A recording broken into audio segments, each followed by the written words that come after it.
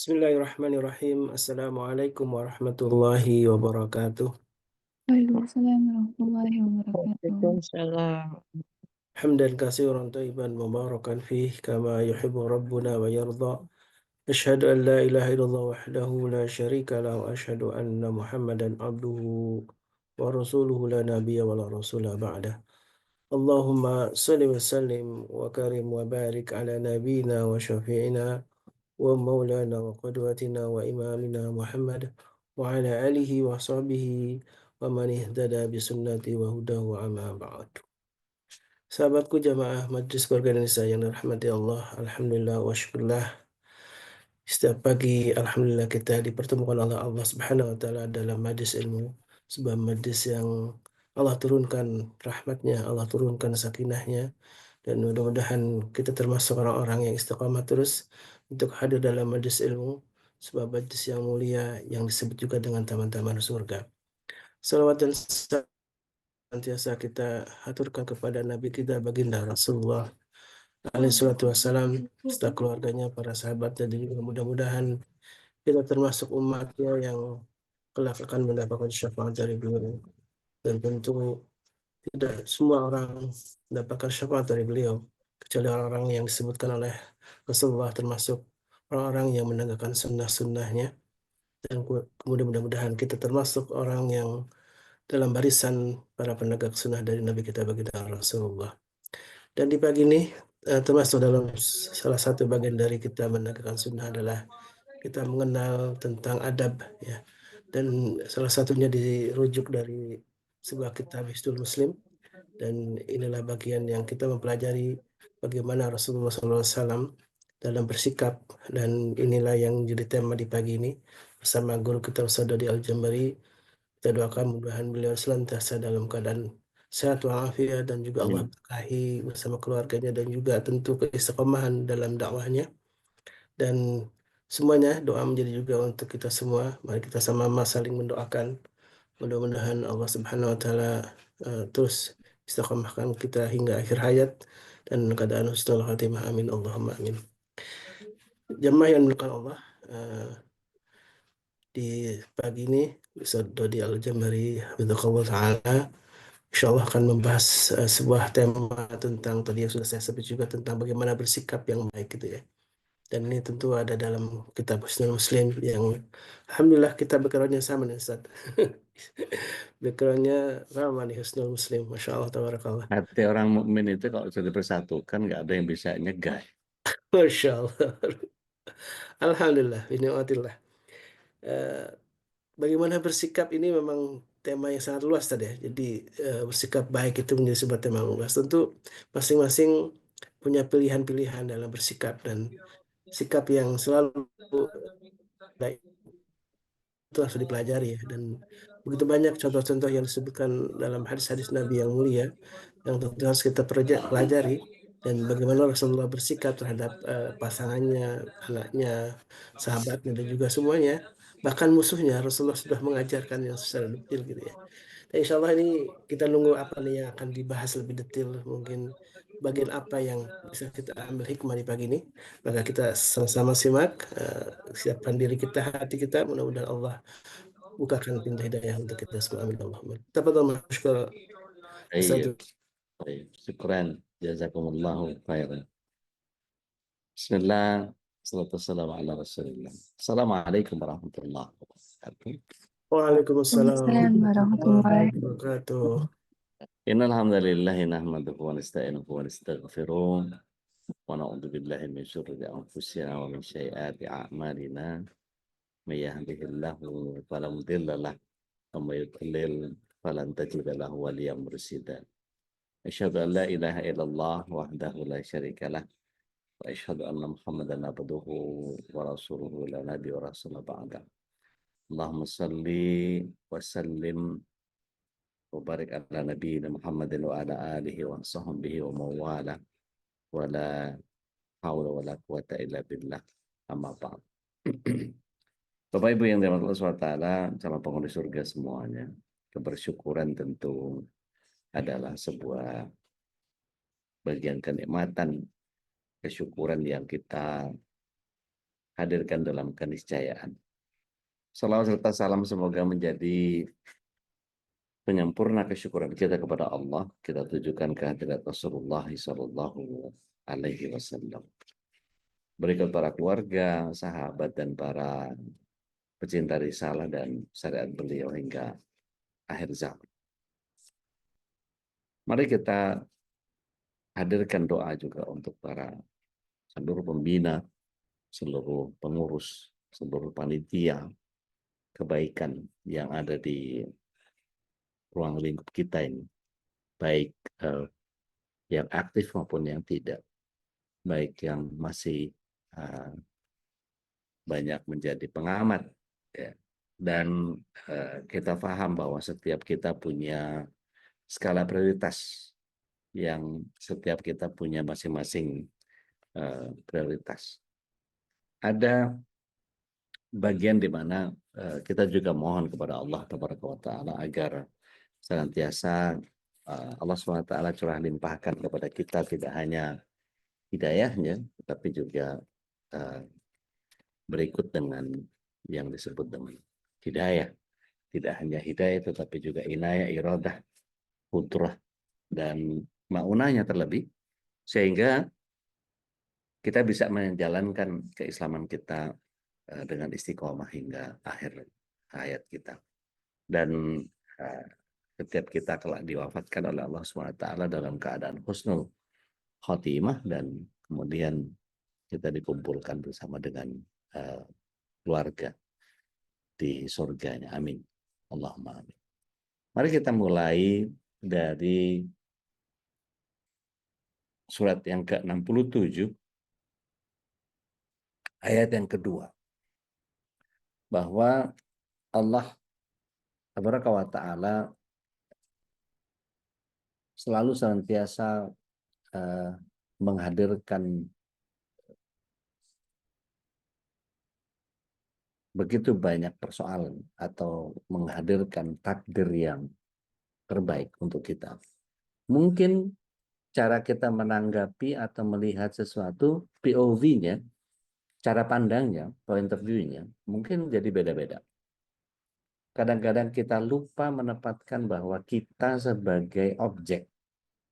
Kadang-kadang kita menempatkan sebagai subjek. Kadang-kadang kita menjadi penderita. Kadang-kadang kita menjadi pelaku. Nah, ini yang kemudian harus kita tahu bagaimana seorang muslim itu menjadi punya sikap yang terbaik itu. Di ayat yang jelas di surat 67 ayat yang kedua ini, Allah SWT memberikan satu gambaran umum tentang A'udzubillahi minasyaitonirrajim, alladzi khalaqal mauta wal hayata liyabluwakum ayyukum ahsanu amala wa huwal azizul ghafur. Ini global. Allah menciptakan kematian, Allah menciptakan kehidupan, dan setiap orang diuji dengan apa yang datang dari Allah Tabaraka wa Ta'ala. Untuk apa? Untuk ditunggu amal terbaiknya. Jadi respon spontan yang paling baik. Kita sebut sebagai akhlak. Apa itu akhlak? Tentu kalau kita dudukkan, apa itu akhlak? Akhlak itu kalau dalam kajian sederhana, Allah itu Al-Khaliq, pencipta. Sedangkan kita adalah makhluk. Maka kalau Allah Al-Khaliq, kita makhluk, yang muncul dari makhluk adalah akhlak. Yang tidak sesuai dengan apa yang Allah kehendaki, namanya tidak berakhlak. Atau sebagian ulama klasik menyatakan sebagai akhlak buruk. Akhlakul madhmumah. Atau kalau dalam bahasa sederhana, akhlak yang baik adalah husnul khuluq. Nah, sikap terbaik seorang muslim adalah dengan selalu yang pertama menjaga dan meningkatkan iman dan ketakwaannya kepada Allah. Dan menjalankan amaliyah keislaman itu sehari-hari sudah menjadi sebuah bagian yang rutin dan sudah dibiasakan untuk menjadi baik seorang muslim itu. Baik dia melakukannya dalam template-nya diri sendiri, dia berbuat baik kepada sesama, kepada keluarga, kemudian menjaga akhlak, menghindari hal-hal yang dilarang dalam agama, maka bagaimana melakukan elaborasi terhadap ini? Maka sikap terbaik seorang muslim ini mencakup beberapa aspek. Di antaranya adalah ketika kita bicara tentang keimanan dan ketakwaan, beriman kepada Allah, para rasul, kitab-kitab, malaikat, hari akhir, qadar, itu tidak hanya sekedar mengimani saja, tetapi menjaga ketakwaan dengan menghindari perbuatan dosa dan selalu berusaha untuk melakukan kebaikan-kebaikan. Mungkin ini sifatnya normatif, tetapi pada tataran praktek, kita akan terbentur pada satu kondisi di mana melakukan sesuatu ketika kita punya template-nya, ketika kita punya pakemnya, ketika kita punya bagian yang kita sebut sebagai patokan dasar, sehingga kita bisa melakukan A, B, C, dan seterusnya, itu karena kita sudah punya template-nya. Contoh, kalau misalnya saya ajak Bapak Ibu dalam satu stigma sederhana, misalnya, kalau saya bilang, yuk kita main bola, di kepala Bapak Ibu, kira-kira saya ngajakin main apa?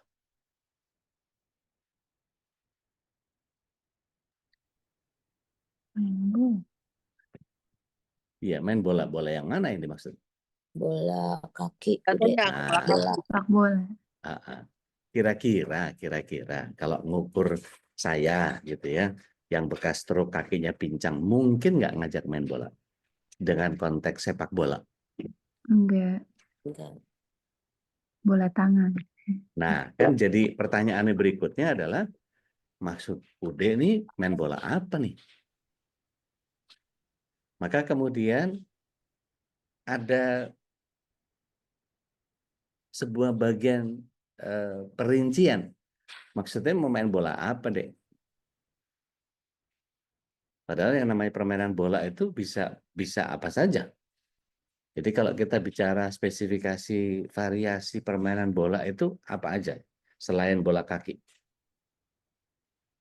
voli, Voli, Pingpong, pingpong, Basket. basket, Bekel. bekel, karambol, karambol, bola itu ya. Mungkin Bukan. sebagian orang nggak nganggap itu bola. Oke, fine, dicoret. Yang bola apa lagi? softball, Pasti. baseball, Softball. Rugby, baseball, softball, sama tuh. Oke, kira-kira saya akan ngajak rugby nggak? Nggak mungkin. Off. Gitu. Volley mungkin cuma tos-tosan, apa sekedar passing-passing. Oke. Bola basket mungkin cuma sekedar dribble-dribble sambil shoot-shoot pendek, lay-up. Oke lah. Gitu. Tapi kira-kira requirement-nya butuh apa?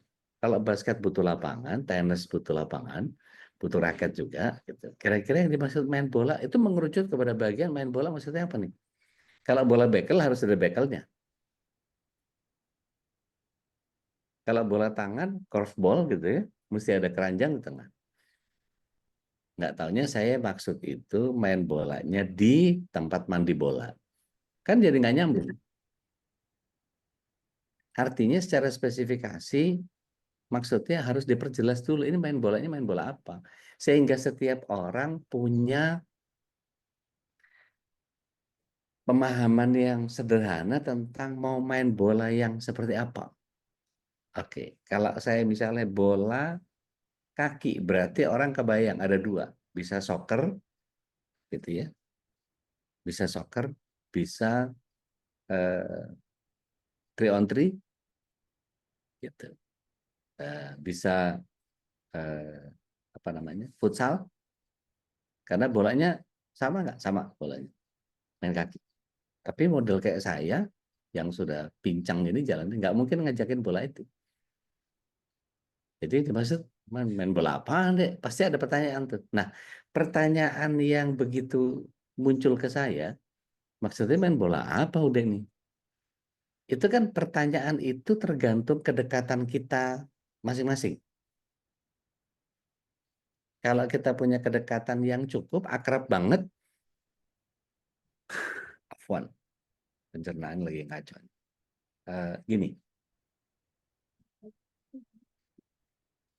alhamdulillah. Yarhamukallah. Ya, hatikumullah. Jadi kalau saya bilang main bola yuk, kalau punya kedekatan, main bola apaan deh?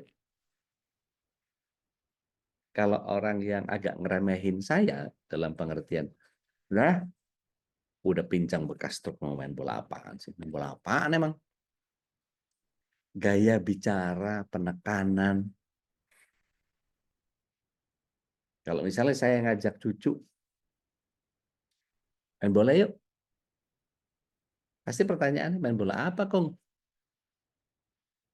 Tapi ketika sudah terbiasa dengan main bola yang dimaksud adalah bola plastik kecil yang kita biasa dorong-dorongan, lempar sana, lempar sini, lempar sana, lempar sini, dan itu menjadi satu template, maka dalam konteks hubungan saya dengan cucu saya, maka yang saya katakan main bola yuk, ya cuman itu permainannya. Jadi pakem yang sudah dimiliki ya cuma itu. Nah, bisakah kita menetapkan satu pakem bahwa hubungan saya dengan Allah tidak boleh terganggu oleh siapapun dalam keadaan apapun, karena saya ingin mendapatkan perhatian Allah, saya ingin mendapatkan kasih sayangnya Allah, saya ingin Allah SWT memberikan apa yang saya sepantasnya mendapatkannya. Gitu. Itu perspektifnya perspektif kita atau perspektif yang ada pada Allah. Tentu kita akan tahu ini aturannya aturan Allah. Seperti yang pernah saya sampaikan, kalau ada satu musibah terjadi, ya, musibah terjadi itu bisa kita syukuri, bisa kita sumpah serapahi, bisa kita introspeksi. Oke, saya ambil lagi contohnya. Ini saya paling demen ngambil contoh yang sederhana. Ada 3 orang punya 3 jenis kendaraan yang berbeda. Saya nggak penting mau di mana tempatnya, tetapi ada yang punya mobil, ada yang punya motor, ada yang punya sepeda. Kira-kira pertanyaannya, mungkin nggak 3-tiganya kempes pada saat yang sama? Mungkin. Mungkin. Oke. Yang satu di Puerto Rico, yang satu di Purwakarta, yang satu di Purwokerto, mirip-mirip tuh. Maka yang terjadi ketika kempes ban, bagaimana sikap dia terhadap kempesnya ban, yang kemudian ketika dia punya ilmunya, maka dia tahu dia berurusan dengan kondisi yang seperti apa. Oke, masih ingat nggak ketika saya bahas tentang I love trouble? Seseorang bisa melihat segala sesuatu itu dari sudut pandang yang selama bukan dia, wah cepat banget ngomentarannya. Tapi begitu terjadi sama dia, kemudian ada bagian yang orang diminta untuk ikut juga merasakan itu. Lo nggak ngerasain sih, lo nggak tahu sih sakitnya kayak apa. Lo nggak pernah ngalamin sih. Jadi bagian yang kemudian ketika kemarin saya sampaikan bahwa mudah-mudahan nggak bosan keberadaan saya 4 hari berturut-turut dari Senin sampai Kamis. Ketika ada yang sakit, kemudian saya doakan, ya, saya ruqyah. Bismillahirrahmanirrahim. Saya bahasakan Asallullahaladzim Rabbil Arsil Amdi Aisfiak 7 kali. Kemudian saya doakan Allahumma Rabban Nasir Bapak Syanta Syafi. Selesai, kemudian saya bilang, la ba'sa tahur insyaAllah. Kalau ikhlas, insyaAllah gugur dosa. Apa dia bilang? Ustadz nggak ngerasain sakitnya, saya loh ngerasain sakitnya. Seolah-olah tidak pantas saya mendoakan seperti itu karena saya nggak merasakan sakit yang sama. Kan cara pandang orang yang sehat ngedoain sama cara pandang orang yang sedang sakit dan didoain kan beda perspektifnya. Saya ketika kena COVID yang versi awal sebelum yang Delta, gitu ya. Itu saya merasa bahwa saya sedang di-COVID-kan. Karena banyak kasus di TV, anu gini, di-COVID-kan, anu gini, di-COVID-kan, karena supaya untuk keluar duit, apa bla bla bla segala macam. Akhirnya saya tercuci otak saya dengan, wah kalau orang sakit COVID itu biasanya di-COVID-kan karena memang ada budget yang keluar. Maka yang terjadi ketika saya kena COVID, hilang kesadaran, halusinasi, kondisi saya vital sign-nya buruk, terus saya reject, saya denial, saya menganggap bahwa saya di-COVID-kan. Sampai saya tega-teganya karena kebodohan saya atau pada kelemahan saya katakan kepada Dr. Fajar, sahabat saya ketika itu, kenapa ente COVID-in aneh? Marah dia. Sebagai seorang profesional yang berusaha menyelamatkan nyawa saya, gitu ya, beliau langsung jawabnya, siapa yang COVID-in ente? Vital sign antum jelek banget. Akhirnya yang tadinya beliau cuma ngasih ke istri, akhirnya dikasih ke saya. Wah, paru-parunya jelek, apa semuanya buruk. Bahkan saya merasakan betul sampai hilang kesadaran, halusinasi segala macam, dan betul-betul itu kalau menurut istri situasi terburuk saya. Karena saturasi itu sampai 58. Saturasi 58 itu udah banyak yang meninggal. Tapi ketika itu saya denial. Kok saya di-COVID kan? Begitu sampai masuk ICU, baru saya merasakan bahwa oh ini adalah cara Allah untuk menggugurkan dosa-dosa saya. Maka ketika itu saya melakukan satu acceptance, melakukan satu penerimaan. Oke, ini memang harus terjadi kepada saya. Ini bukan ulahnya dokter yang ingin meng-COVID-kan saya atau ingin mengkondisikan saya di situasi COVID sehingga muncul budgetnya. Jahat banget pikirin kayak begitu, gitu. Artinya, masa integritas orang yang selama ini baik sama saya kok tiba-tiba hanya karena kepentingan uang yang nggak seberapa, tiba-tiba dia mendolimi saya dalam konteks meng-COVID-kan saya, kok ya tega. Padahal saya sama keluarganya sayang banget dan seterusnya. Jadi nggak mungkin lah meletakkan trust issue itu kepada Dr. Fajar. Apa yang terjadi ketika acceptance itu muncul? Luar biasa. Semuanya jadi indah. Dan saya betul-betul merasakan bahwa oh ini urusan saya cuma sama Allah saja. Maka ketika itu yang terjadi, ketika kesedihan saya adalah hilangnya hafalan Al-Quran, hilangnya bacaan Al-Quran, semua itu hijaiyahnya kayak lompat gitu, iya-nya kena, baknya kena, jadi titik-titik itu lompat-lompat, jadi nggak pernah benar bacanya. Apa yang terjadi ketika itu? Saya cuma berusaha untuk oke, saya harus start dari awal. Maka yang terjadi ketika itu ICU itu 14 hari. Itu dari mulai nafas yang sangat sedikit gitu, yang tiap sebentar foto paru-paru mesin kecil yang kayak robot itu sebentar-sebentar didatengin ke saya foto ronsen, sebentar foto ronsen, sebentar foto ronsen, itu sehari sekali lah gitu. Sampai akhirnya kemudian di apa namanya, cuci plasma lah, itu dokter Fajar yang paling tahu apa treatmentnya ke saya. Cuci plasma itu 6 jam. Jadi dimasukkan selang dari selangkangan saya, kemudian ditarik darah masuk ke mesin, ludak, saya kelihatan itu mesinnya bekerja di depan saya, kemudian dimaikin lagi masuk ke lewat tulang selangkang. Itu bagian yang kemudian membuat saya, kayak begini ya, tapi nggak ada hasil. Padahal bayar itu 35 juta, dan itu atas beban pasien. Bayar 35 juta. Dan efeknya nggak ada. Dan ketika itu kan COVID masih belum ada obat ya, belum bisa tertangani. Akhirnya digempurlah berbagai macam obat itu sama dokter. Ini kali. Saya nggak tahu apa namanya. Mungkin ini kepala saya saja yang salah gitu ya. Tapi COVID ketika itu belum ketemu obatnya, sehingga tingkat kesembuhannya itu sangat sedikit. Maka kemudian malaikat pencabut nyawa jadi panen tuh. Ya. Jadi kalau kita lihat rorotan itu sebentar, namanya ambulans tuh kita seperti dikepung dengan suara ambulans dari kiri kanan depan belakang. Pokoknya akrab banget sama suara itu. Pokoknya sebentar-sebentar toa masjid, innalillahi wa inna ilaihi rajiun. Apa yang terjadi ketika itu?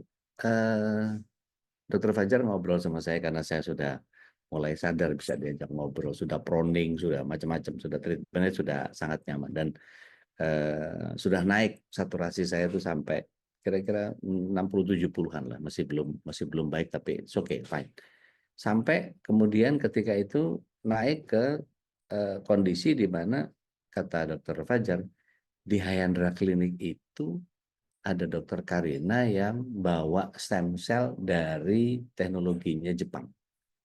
Jadi istilah gampangnya, mohon para dokter tolong koreksi saya kalau saya keliru. Jadi kalau saya diceritakan versi saya ini bodoh-bodohan saya gitu. Si darah putih itu diambil dari tubuh saya, kemudian di drill, dijadiin pasukan khusus gitu ya, jadiin Kopasgat, dijadiin Kopassus lah gitu. Pokoknya komando pasukan khusus gitu, dimasukin lagi ke tubuh saya selama 3 hari berturut-turut. Dan itu yang justru membuat saya menjadi lebih cepat recover-nya. Dan kelihatan signifikansinya dari paru-paru.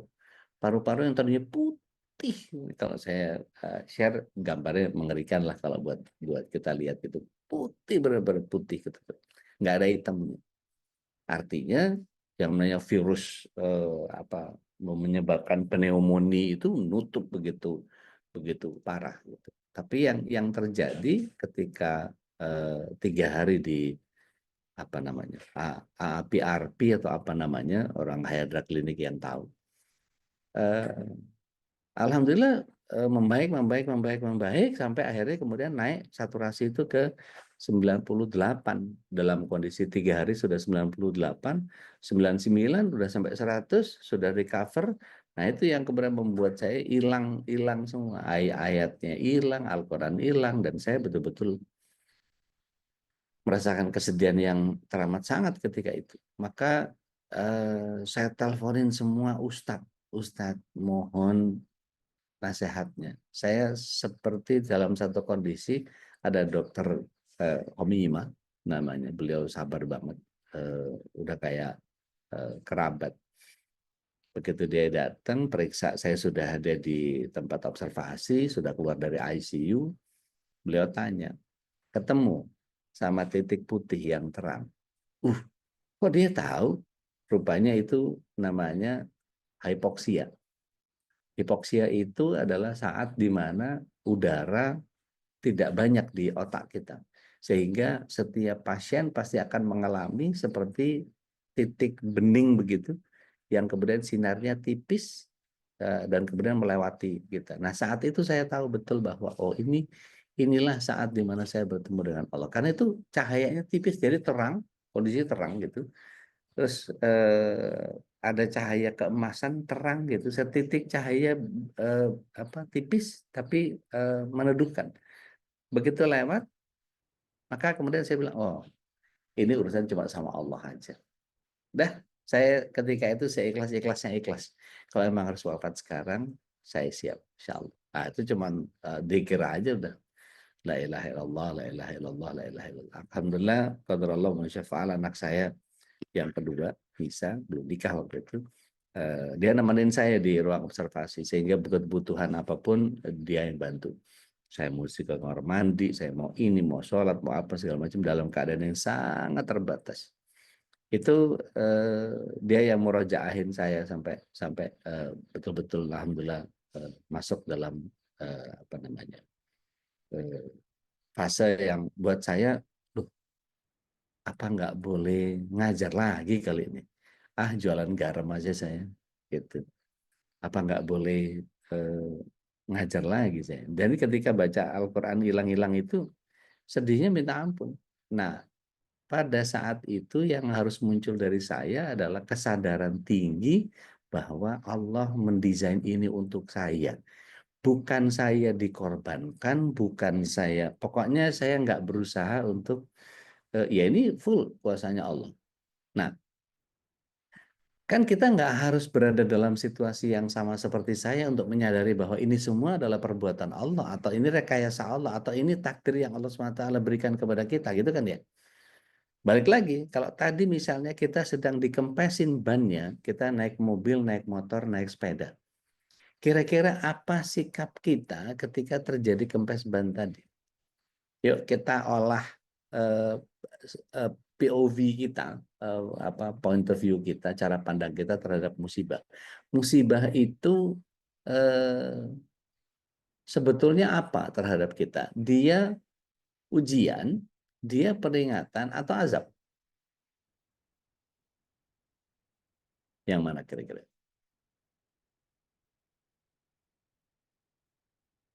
Musibah yang terjadi, ya, itu ujian, atau peringatan, atau dia azab? Tanda Jangan, cinta Allah. kenapa? Tergantung orang yang menerimanya, Ustaz. Nah, tergantung orang yang nerima. Kalau orang yang merasa sok diuji, oh ini ujian buat saya. Emang terminologi orang diuji itu harus punya requirement apa? Nah, di sini kita perlu pretelin. Oke, kalau itu tanda cinta, betul bahwa Rasulullah SAW menyatakan bahwa inna illaha idza ahabba qauman ibtalahum faman radiya falahu ridha wa man sakhita falahu sukut. Sungguh ketika Allah SWT mencintai satu kaum atau satu hamba, maka Allah berikan dia musibah. Yang ridho Allah ridhoi, yang marah Allah lebih marah dari dia. Maka dalam kondisi seperti itu kita bisa melihat bahwa ini apa ya? Ini ujian kah? Nah, maka kita menempatkan diri, kalau ini ujian, sudah sebegitu berimankah kita kepada Allah? Sudah sebegitu takwanya kita kepada Allah. Ya. Ketika kita berhadapan dengan kondisi di mana Allah SWT menghadirkan sesuatu yang sehingga membuat kita nggak nyaman, musibah itu, oke, sebagai tanda cinta, kita tahu tanda cinta. Nah, kalau pakemnya itu tanda cinta, selesai sudah. Allah sedang mencintai saya. Tapi kalau belum selesai dengan itu, kita menganggap versi yang berikutnya apa? Oh, ini ujian, berarti saya harus lulus ujian ini. Nah, mau ngambil yang mana? Sekedar lulus atau mau ngambil cum laude? Maka sikap apa yang paling baik ketika Allah SWT berikan ini semua? Saya ambil contoh sederhana ya. Ketika kita makan sesuatu. Ya, ketika kita makan sesuatu. Kira-kira kalau rasanya nggak enak, itu buat orang yang punya rasa untuk menjaga orang yang masak, itu begitu dia makan, dalam hati nih, astagfirullahaladzim, asin banget nih. Buat orang yang spontan, yang menganggap bahwa kayak Syekh Juna misalnya gitu ya, Syekh Juna begitu lihat ada orang yang masak segala macam, bisa dia muntahin, bisa dia lempar piringnya ke tempat sampah, bisa. Tapi kira-kira kalau kita berhadapan sama masakan mertua, mungkin nggak kita lakukan itu? Enggak. Kalau istri kita yang memasaknya gitu dengan penuh cinta, dia sudah kelelahan apa segala macam dan seterusnya. Kira-kira berani nggak gitu kayak sikapnya Chef Juna gitu? Apa ini perang? Itu sikap. Gitu. Atau seperti Rasulullah SAW, begitu makanan keasinan dipangku istrinya. Jadi pernah satu kali Rasulullah SAW itu ibunda Aisyah radhiallahu an itu nggak bisa bedain mana gula mana garam. Begitu ketuker, maka Rasulullah SAW nggak mengatakan, Masya Allah pengen kawin lagi nih, dah. Kalau baca kita kan gitu ya, apalagi orang Bekasi gitu ya, dah mau kawin lagi kali nih. Begitu dimakan sama Rasulullah SAW, dipangku ibunda Aisyah, suapin. Itu langsung lompat, astagfirullahaladzim, saya salah masukin ini, aduh mohon maaf ya, mohon maaf. Itu jadi malah tambah cinta. Nah, sikap kita terhadap apapun yang Allah SWT antarkan kepada kita dudukkan di mana? Kalau balik lagi ke contoh tadi, orang naik mobil kempes ban. Dia buka kaca, sumpah serapah, koleksi pribadi yang muncul. Kuku kakak, kuku kakak. Babi anjing monyet yang keluar. Dia banting pintu, dia tendang bannya, sumpah serapah. Habis itu mikirin apa? Ini pasti tukang tambal ban nyebar paku nih, brengsek. Nggak bener. Maka ketika ketemu sama tukang tambal ban, pikirannya sudah negatif thinking terhadap tukang tambal ban. Itu bisa kacak pinggang itu. Ini nih orang ini rezekinya nggak bener ini. Nggak berkah orang kayak begini. Kira-kira kalau dimintain bayaran, bayar lebih, bayar pas atau nawar? Nawar. Wah, Nawar ya. Oke, tinggalkan dia, apapun sikap dia, itulah ada orang yang begitu modelnya gitu ya. Karena kalau kita nulis sesuatu atau ada berita sesuatu kan, apa istilahnya, maha benar netizen dengan segala komentarnya gitu ya. Orang yang kedua naik motor, begitu kempes ban, dia langsung istighfar. Astagfirullahaladzim, ini kenapa ya? Padahal baru ganti nih bannya. Baru 3 hari yang lalu ganti ban.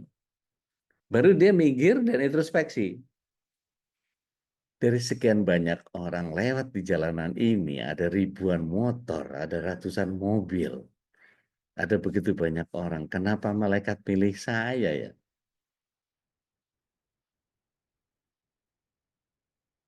Apa gara-gara saya nggak sholat ke masjid ya?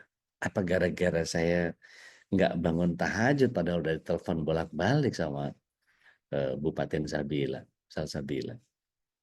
Bu Hesti Makassar suka nelfon juga. Teh Nadia, apa karena saya nggak sedekah kali ya?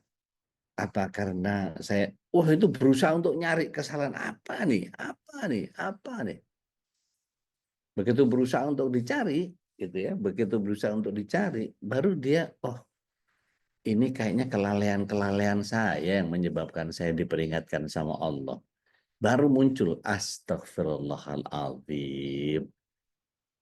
Terima kasih ya Allah, Engkau telah memperingatkan aku. Karena kalau tanpa peringatanmu, maka aku akan keabaikan seperti orang yang nggak pernah dikasih peringatan sama Allah SWT.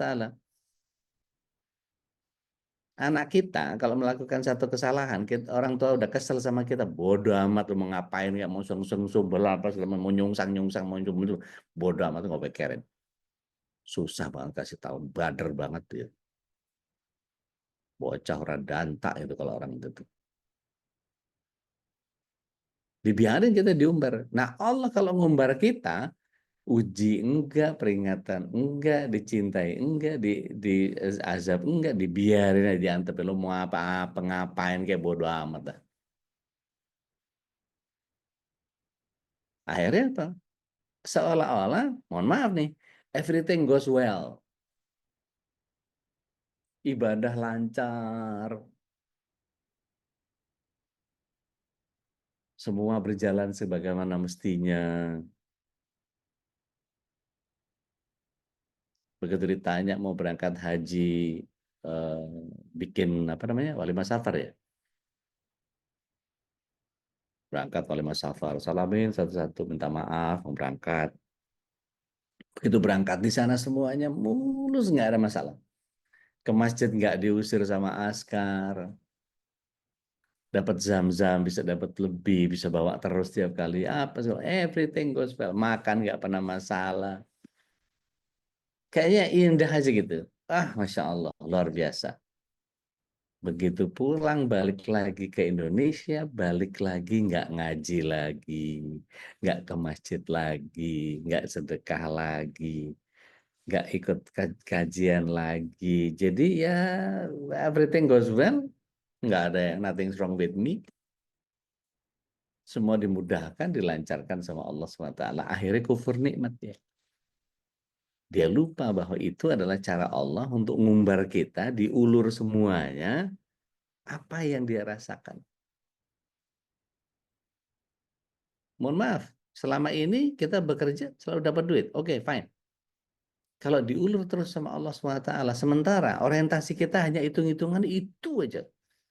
Sama pasangan hitung-hitungan, sama orang tua hitung-hitungan, sama ini hitung-hitungan, semuanya sama ini hitung-hitungan semua. Semua serba hitung-hitungan. Sama teman hitung-hitungan, sama semuanya udah. Akhirnya apa? Begitu hitung-hitungan ini kalkulasi matematis.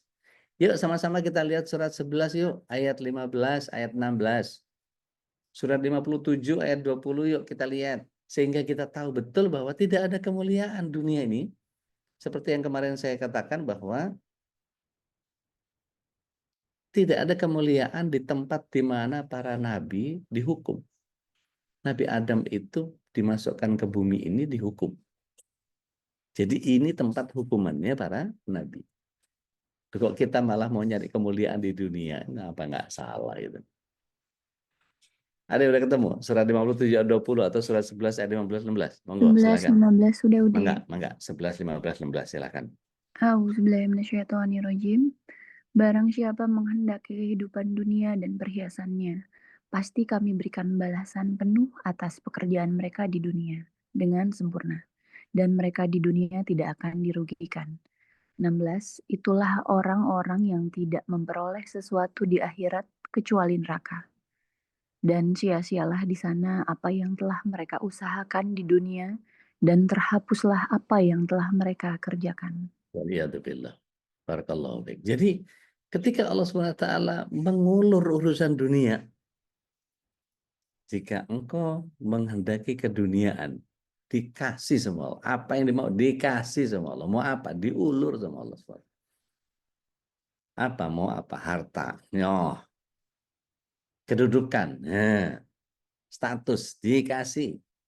Mau apa?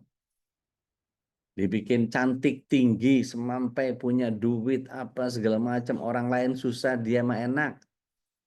Orang lain mandul, dia dikasih anak banyak.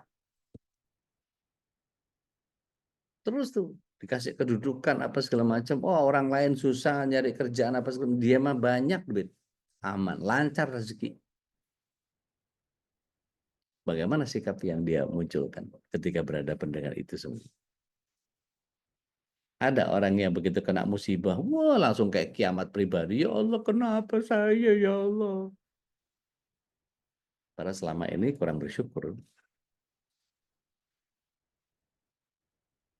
Jadi kalau ada orang yang menginginkan keduniaan dikasih sama Allah, tapi akhiratnya dia nggak dapat apa-apa kecuali neraka. Kemana pergi sholatnya, kemana pergi tahajudnya, kemana pergi duhanya, kemana pergi tilawahnya, kemana pergi syahadatnya, kemana pergi haji, saum, dan semua amal ibadah yang dia kerjakan.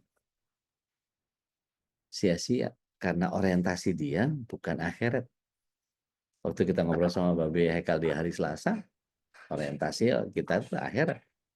Kita ini, kalau saya boleh bilang, kita adalah manusia surga yang masih berjalan di atas muka bumi. Pantas sendiri kalau sudah begitu. Tapi kalau kita kemudian menganggap, udah model kayak saya, dapat surga, enggak banget. Loh, kan berarti kita sedang menisbatkan diri kita jadi orang neraka, kan enggak juga. Oke, surat 57 ayat 20, silakan. Izin Nana Ustadz. Mangga. A'udzubillahi minasyaitonirrajim. Ketahuilah sesungguhnya kehidupan dunia itu hanyalah permainan dan senda gurau, perhiasan dan saling berbangga diri di antara kamu, serta berlomba dalam kekayaan dan anak keturunan. Ya. Seperti hujan yang tanam-tanamannya mengagumkan para petani. Kemudian tanaman itu menjadi kering dan kamu lihat warnanya kuning, kemudian menjadi hancur. Dan di akhirat nanti ada azab yang keras dan ampunan dari Allah serta keridoannya. Dan kehidupan dunia tidak lain hanyalah senda gurau. Dan kehidupan dunia tidak lain hanyalah kesenangan yang palsu. Jazakumullah khair. Barakallah. Jadi ayat itu jelas menyatakan, lamu inamal hayati dunia. Ketahuilah bahwa sesungguhnya kehidupan dunia itu cuma senda gurau. Bahkan di akhir tadi, mata ghurur, perhiasan yang palsu. Cuma kesenangan yang menipu. Surga KW. Jadi kalau kemudian, mohon izin ya. Saya sekedar mengingatkan bahwa kita punya satu kondisi di mana ketika ada yang namanya dua surga. Kita lihat sama-sama di surat 55, surah Ar-Rahman ayat yang ke-46.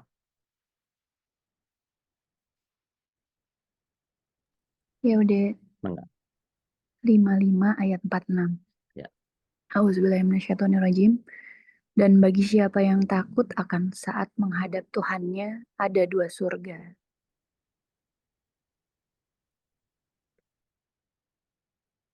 A'udzubillahi minasyaitonirrajim wa liman khafa maqama rabbih jannatan.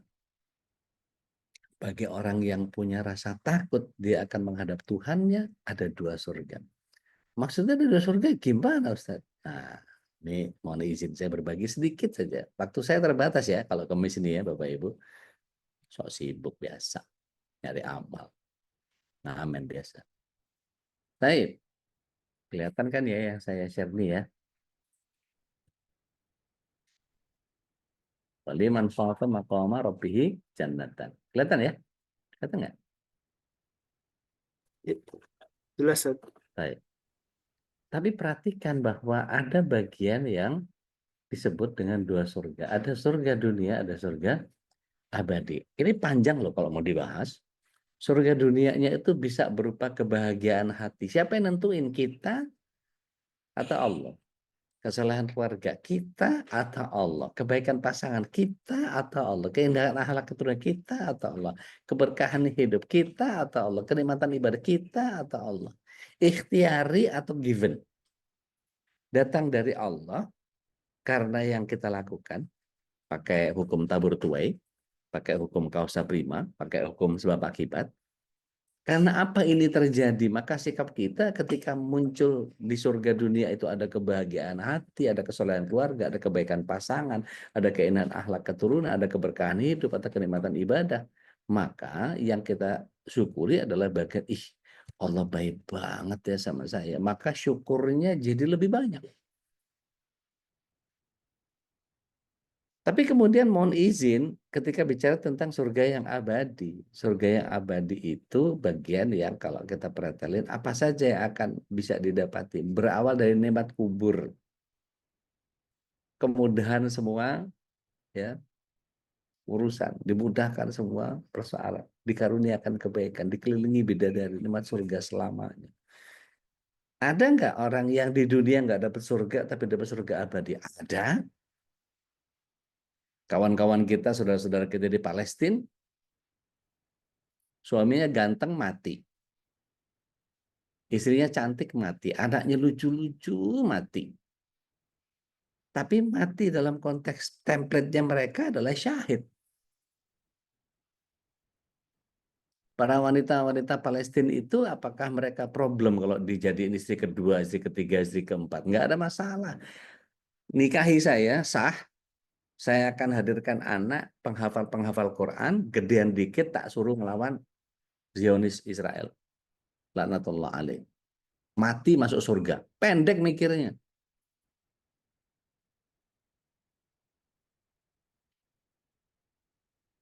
Jadi nggak perlu pusing tentang saya jadi istri keberapa, saya mesti dapat bagian apa, kok gini, kok gitu, kok apa, segala. Enggak. Oke, nggak apa-apa, saya bagian yang berkorban saya di sini ini, maka bismillah. La haula wala quwata illa billah. Oke, di dunia saya nggak dapat kekayaan, oke, nanti di surga saya akan, maka pantaskan diri. Oke, di dunia saya nggak punya yang saya kepengen, tapi nanti saya pastikan bahwa diri saya adalah mulia di mata Allah. Tabaraka wa ta'ala. Oke, balik lagi ke kondisi di mana ketika kita masuk ke dalam sebuah pemahaman tentang orang yang naik sepeda.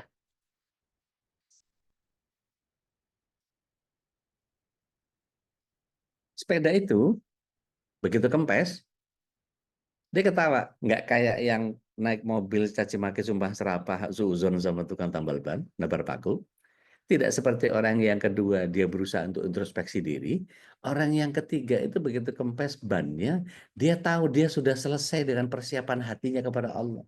Sholatnya nggak ada yang salah, sedekahnya tiap pagi, kajian mungkin dia tiap hari ikut kajian Zoom-nya MKI. Kebaikan dia selalu jadi tujuan amal, seluruh semua bagian yang kemudian dia berusaha untuk hadirkan itu keimanan dan ketakwaan itu. Dia tambahkan terus. Kalau katanya Mas Selo berurusan sama umatnya Muhammad, sama-sama umatnya Muhammad, yang begini umat Muhammad alaihissalam, yang ini juga umat Muhammad alaihissalam, umat Rasulullah SAW semua. Jadi perlakuan kita ya harus sama. Jadi ketika orientasi kita adalah memperbanyak amaliyah kita, maka apa yang terjadi ketika kempes ban? Itu langsung orang itu senyum begitu kempes ban. Des, Allah paling bisa dah ngatur rezeki tukang tambal ban. Ini pasti ada tukang tambal ban yang deket-deket sini yang tadi malam tahajud minta sama Allah SWT agar rezekinya nyampe ke dia hari ini. Nggak tahu ada berapa tanggungan di sekolahnya. Mungkin ada utang di tukang warung atau apalah. Beras mungkin nggak kebeli dan seterusnya. Maka ketika dia bawa sepedanya itu nambal ban, gitu, maka cita-cita dia atau akhir dari transaksi sama si tukang tambal ban ini kira-kira nawar bayar pas atau ngelebihin? Lebih. Ngelebihin ini kira-kira berapa? Kalau 25.000 bayar berapa dia? 20 200. deh. Masya Allah, Masya Allah, Masya Allah. Maka nggak heran kalau orang-orang di grupnya Tijaro MKI itu beli berapa, bayarnya berapa, itu Masya Allah.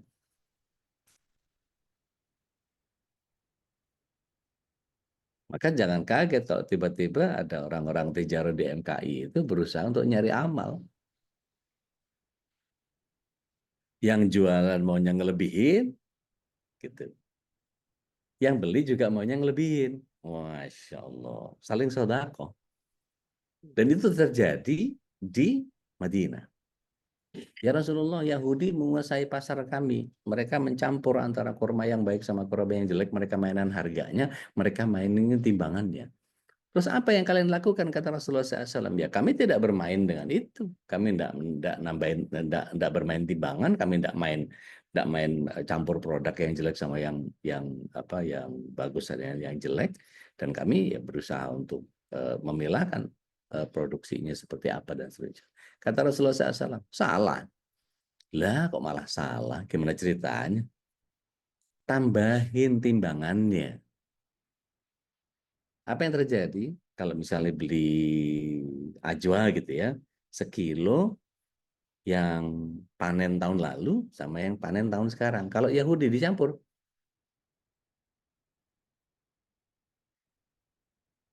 timbangannya cuma 80 on, kurang 2 on. Begitu Muslim nggak dicampur yang bagus sama yang jelek, yang panen sekarang nggak dicampur sama yang panen tahun lalu, timbangannya disuruh ngelebihin sama Rasulullah SAW. Maka yang tadinya sekilo jadi sekilo 2 on. Mungkin untungnya tipis. Tapi apa yang terjadi? Orang mikirnya gimana tuh? Wah, mendingan beli di Muslim. Bagus-bagus, sekilonya sekilo 2 on. Beli di Yahudi, sekilonya 8 on. Kecampur sama yang jelek lagi. Orang pindah langsung. Ketika kita memahami bahwa apa yang Allah SWT berikan kepada kita itu adalah posisi yang terbaik, maka setiap kita menjadi sosok yang kemudian harus memahami bahwa ini apa yang Allah SWT sedang hadirkan ke saya. Maka sikap yang terbaik yang harus muncul dari kita seperti apa? Orang kalau sudah selesai seperti orang yang naik sepeda tadi. Niatnya apa? Cari kebaikan di setiap celah. Katakanlah ternyata tukang tambal ban yang didatangi sama yang bawa sepeda tadi ternyata yang nebar paku, tapi yang dapat orang lain. Tapi maksud saya gini, kita posisikan kita sebagai pembawa kendaraan. Kalau yang naik mobil sumpah serapah caci maki negative thinking tadi kira-kira diuji, diperingatkan atau diazab? Yang mana kira-kira? Azam. Nah, kan? Maka sikap kita tergantung. Orang naik sepeda diperingatkan, diazab atau diuji? Yang naik motor.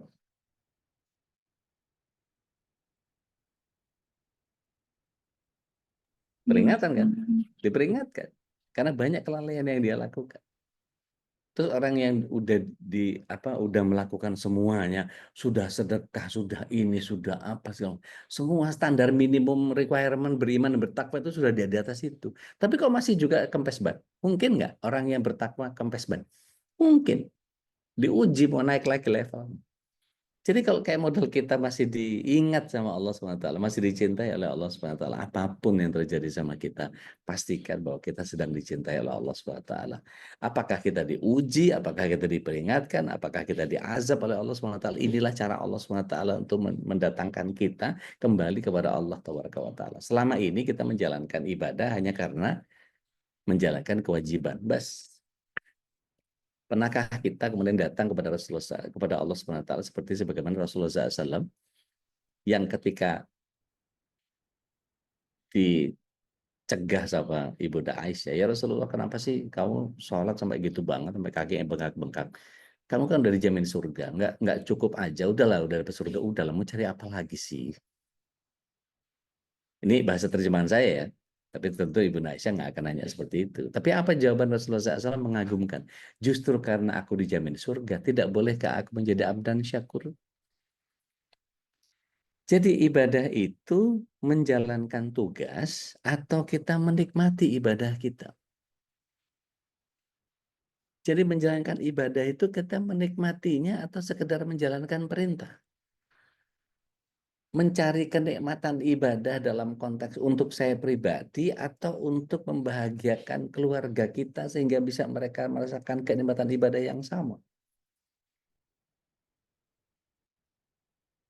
Jadi kembali lagi masalah sikap ini yang kemudian di surat 41 ayat 30 Al-Fusilat ayat ke-30 itu Allah SWT berfirman, A'udzubillahi minasyaitonir rajim. Innalladzina qalu rabbuna Allahu tsumma istaqamu tatanazzalu 'alaihimul malaika alla takhafu wa la tahzanu wa abshiru bil jannati allati kuntum tu'adun. Sungguh ketika orang menyatakan bahwa Rabb-nya adalah Allah dan dia istiqomah, apapun yang terjadi, mau naik mobil kempes ban, mau naik motor kempes ban, mau naik sepeda kempes ban, dia tahu betul bahwa posisinya adalah di mana dia sedang berusaha untuk istiqomah di hadapan Allah. Maka apa yang terjadi? Allah turunkan malaikat, mencabut kekhawatirannya, menghilangkan kesedihannya, dan diberitakan tentang surga untuk dia. Apa yang dilakukan oleh Imam Hasan Al-Basri dari kalangan tabi'in ketika membaca surat 41 ayat 30? Dia baca, Allahumma Rabbuna, Allahumma anta Rabbuna farzuqnal istiqomah. Wahai Allah, Engkau adalah Rabb kami, anugerahkan kepada kami keistiqomahan. Jadi istiqomah itu bagian anugerah. Allahu Akbar. Masih agak sakit mudanya. Tadi minum obatnya kurang air kayaknya. Oke. Allahumma anta rabbuna farzuqnal istiqomah berarti istiqomah itu ikhtiari atau given. Bisa dari dua arah. Kita berusaha untuk istiqomah, menjaga keistiqomahan kita sambil minta sama Allah. Ya muqallibal qulub sabbit qalbi ala dinik. Ya musarrifal qulub sarrif qulubana ala ta'atik. Rabbana la tuzigh qulubana ba'da idh hadaitana wa hab lana min ladunka rahmah innaka antal wahhab. Allahumma inna nas'aluka al-huda wa tuqa wal afaf wal ghina. Ada yang familiar dengan doa-doa tadi? Ya udah. Itu cara Allah SWT untuk kita selalu hadirkan Rabbul Alamin untuk menjaga kita dalam keadaan whatever it takes, pokoknya saya gondelannya sama Allah aja. Begitu kurang lebih saya balikin lagi ke Ustadz Khalis, rasanya pengen berpanjang kalam dengan apa yang dijadikan sebagai sikap terbaik kita ini, tapi ala kulli hal waktu kadang-kadang harus berpacu. Saya mesti cari amal ibadah yang lain. Ini ada hari ini cukup lumayan padat. Habis ini mau ke Kelapa Gading, habis dari Kelapa Gading mau ke Plaza Cibubur sampai sore. Jadi ya mohon doanya, mudah-mudahan sehat-sehat aja. Saya balikin dulu ke Ustadz Haris. Fatafatul masykur Ustadz. Masya Allah, tabarakallah, barakallahu fiik. Ustadz Dodi, Ustadz yang karim. Mudah-mudahan eh, saya tidak bosan-bosan mendengar kisah tentang seorang pemuda di Puerto Rico dan di Purwokerto ini, Ustadz. Menjadi sebuah kisah yang menyadarkan kita betapa sikap terbaik kita lah yang paling penting ya terhadap Saya. setiap peristiwa. Saya. Karena bisa jadi musibahnya sama, cuman tiap orang ternyata berbeda dalam Betul. bersikap. Tergantung sikapnya justru. Ternyata sikapnya itu yang paling penting. Ya. Dan Orang kita soleh sudah, diuji. iya, dan kita sudah siap dengan apa? Orang latah, Zat, orang latah. Pernah dengar nggak orang latah omongannya kotor? Iya. Nah, tapi pernah nggak latah orang lafaznya lafaz thayyibah semua? Astagfirullahaladzim, subhanallah, Allahu akbar, la ilaha illallah, inna lillahi wa inna ilaihi raji'un. Tapi ada juga yang kunci, copot-copot, ayam. Berarti apa? Kebiasaan dia mengolah pikirannya adalah ya seperti itu. Begitu kurang lebih. Ya kalau ada yang mau sharing, monggo silahkan. Waktu saya terbatas banget. Ya, kita batasi satu pertanyaannya udah Ya, ya. boleh. Satu Nanti pertanyaan aja. sisanya di grup aja. Jadi karena berhubung udah ada juga kegiatan lain, jadi mohon maaf tidak bisa berpanjang di pagi ini.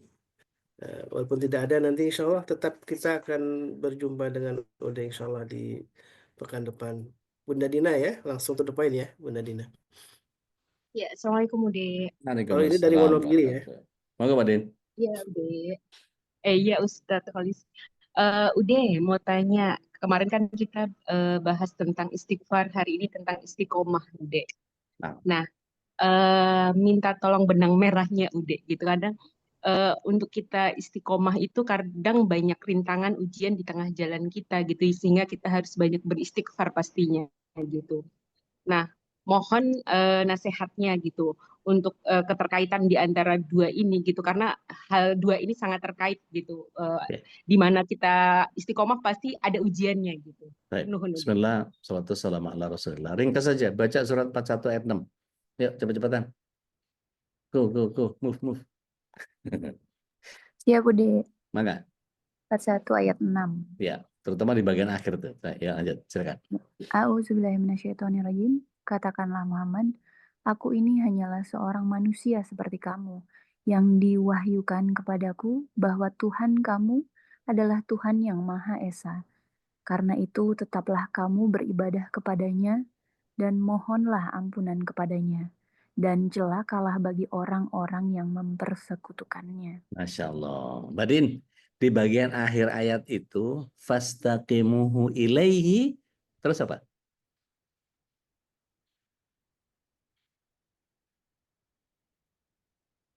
Ayat 6. Fastaqimuhu ilaihi wastaghfiruh. Istiqomahlah, istighfarlah. Ibnu Rajab Al-Hambali menyatakan bahwa ini pertanda bahwa keistiqomahan kita tidak akan pernah bisa sempurna. Pasti ada cacatnya. Maka kita minta dengan serentetan doa yang tadi Teh Nadia bisa sharing nanti di grup.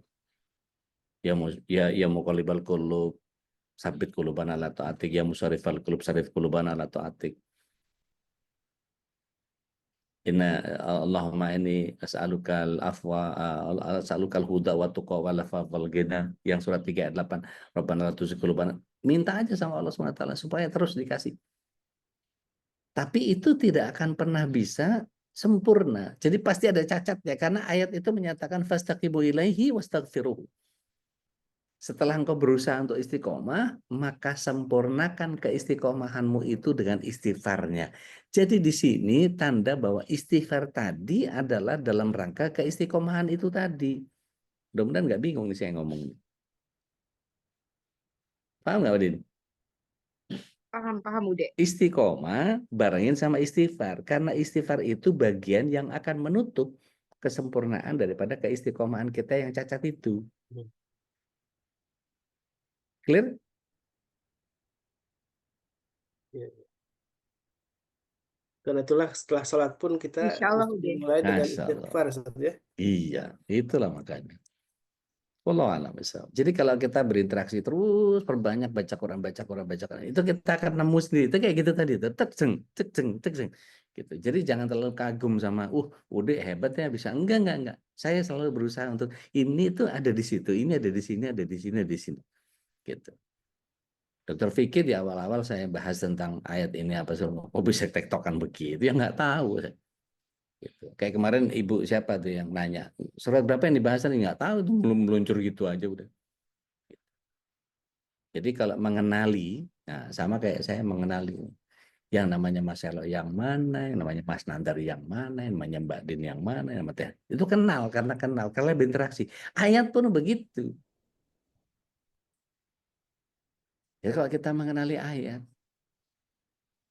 Mbak Ade Erna yang mana saya tahu, Mbak Ai Suyatna yang mana saya tahu, Aisyah Humairah yang mana saya tahu, Azwarini yang mana saya tahu, Dokter Cipta yang mana saya tahu, Mbak Dani yang mana saya tahu, Budin Darmi yang mana saya tahu, Mbak Dewi Ratih kemarin ketemu saya tahu, Dia, nah teman lama nih. Bu Diatna Anan sering ketemu, Dokter Ulin, udah bosan kali sama saya. Bu Evia baru kenal, ahlan. Ya, kalau Bu Elvina Hasan udah hafal saya. Mbak Enda, Mbak Eni, Dokter Farah, udah enak banget sama saya. Mbak Vivi apalagi, misalnya sahabat-sahabat semua nih. Mbak Astuti yang sering saya orderin kurmanya. Pak Husayri, ini langganan garam sama saya. Teh Ina, Kelapa Gading, Insya Allah. Mbak Mei, sahabat saya, Insya Allah. Mbak Meli, Mbak Nenden, Teh Nina, guru saya di Lampung. Ini kalau sebut satu-satu, saya kenal betul. Kenapa? Sering interaksi. Tapi kalau kita jarang interaksi, yang mana ya, ini yang mana ya, ini yang mana ya, ini yang mana, nggak tahu gitu. Suksma, ahlan. Mbak Sari mau dari SMP dia kenal saya. Mbak Trimo Puji di Hong Kong, setahun. Karena interaksi. Kang Wahid di Bandung, Insya Allah. Teh Yola, Mbak Yuni sahabat saya juga. Ya, Bu Zulfia sering interaksi. Jadi kalau kita sering gitu ya, sering, maka insya Allah kita akan, kalau kita berkutat sama Al-Quran, nanti Al-Quran yang ikut menjaga kita. Gitu ya. Sallallahu alaihi kemajamain aku lo qauli hadza astaghfirullahi wa lakum billahi bisabil haq akhir da'wana alhamdulillahirabbil alamin. Mudah-mudahan nggak enak dari Senin sampai Kamis ketemu muka saya yang begini aja ini. Sallallahu Masya alaihi Allah. kemajamain. Makin cinta udah. Atau kalau nggak tambah enak karena bosan, kayak nggak ada ustadz lain apa. Bila bisa bilhak akhir da'wana. Assalamualaikum warahmatullahi wabarakatuh. Izin. Lift. Waalaikumsalam warahmatullahi wabarakatuh. Alhamdulillah, barakallahu fikum, Ude. Mudah-mudahan Allah senantiasa berkahi guru kita ya, dan juga para guru kita di MKI. Di situ ada Bapak Haikal, ada Tuan Guru Sparman, dan mungkin Bu Dania, tolong di-share juga ya kajian-kajian Tuan Guru kan sudah mulai ini di malam hari.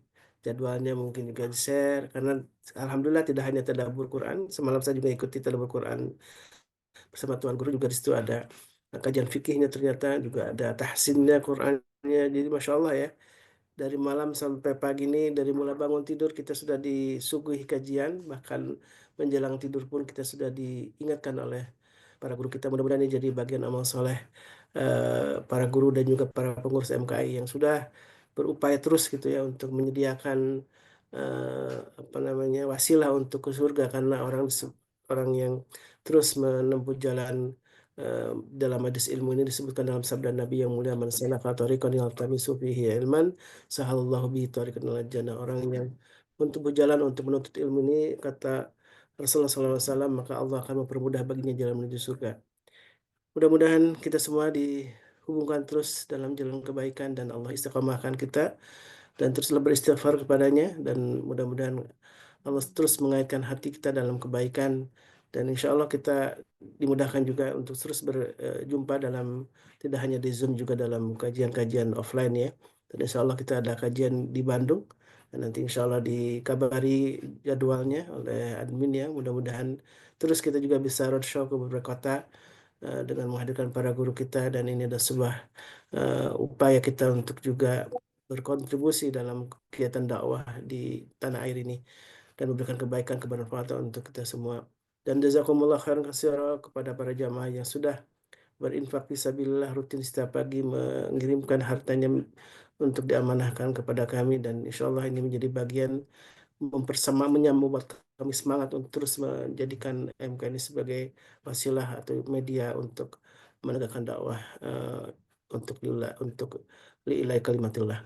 Kita tutup majlis ini dengan doa kafatul majlis. Subhanakallahumma wa bihamdika asyhadu an la ilaha illa anta astaghfiruka wa atubu ilaik. Alhamdulillah hadana wa iyyakum. Assalamualaikum warahmatullahi wabarakatuh. Waalaikumsalam. Waalaikumsalam warahmatullahi wabarakatuh. Jazakallah khairan. اللهم ارحمنا بالقرآن واجعله لنا إماما ونورا وهدى ورحمة. اللهم ذكرنا منه ما نسينا وعلمنا منه ما جهلنا وارزقنا تلاوته آناء الليل وأطراف النهار واجعله لنا حجة يا رب العالمين.